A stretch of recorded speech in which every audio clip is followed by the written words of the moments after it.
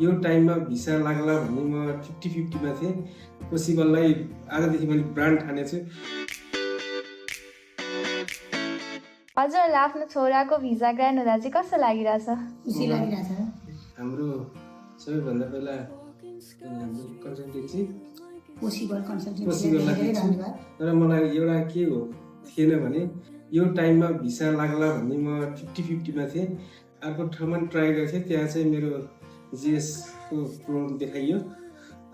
तर यहाँ चाहिँ अब सुनेको थिएँ फेमस रहेछ, तर आजको रिजल्ट चाहिँ वास्तविक ब्रान्ड भनेको यो पोसिबललाई आजदेखि मैले ब्रान्ड ठानेछु।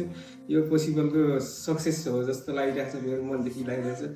त्यसमा म खुसी बाँड्न, पोसिबलको साथमा म खुसी बाँड्न चाहन्छु। त्यही हो आजको धारणा।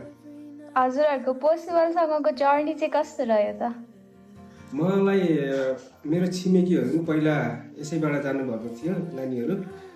त्यो उहाँहरूले पनि क्रेडिट दिनुभयो, त्यसले प्लस पोइन्ट त्यो पनि भयो। एउटा मलाई पहिला नै आउन मन लाग्थ्यो, तर बाबुले अब साथीहरूले पनि गएको ठाउँमा अर्को ठाउँ ट्राई गरौँ भने त्यहाँ अब त्यो बाटोबाट यहीँ डरायो जो पुरानोलाई नै हामीले बिर्सिन नहुने रहेछ भन्ने कुरा अहिले बल्ल फिल भइरहेको छ। हजुरहरू सुरुमा पोसिबल चाहिँ कसरी आउनुभयो? कसैले रिकमेन्ड गर्नुभएको थियो कि? हाम्रो चाहिँ के अरे घर सुकेर आयो हो।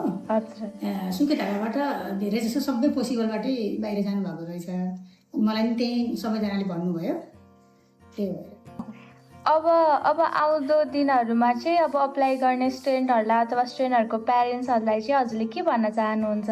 पोसिबल मैले अघि नै भनिसकेँ, पोसिबलले एउटा ब्रान्ड मेरो मनदेखि नै बनाएको मलाई फिल भइरहेछ। मैले कसैले सोधेँ भने पनि मैले अरूलाई मैले रिकमेन्ड गर्दै पोसिबललाई नै भन्छु। म मेरो चाहिँ प्रायोरिटी पोसिबललाई छ मेरो मनदेखि। हजुरले के भन्न चाहनुहुन्छ यसमा? पोसिबलबाटै गर्नु होला।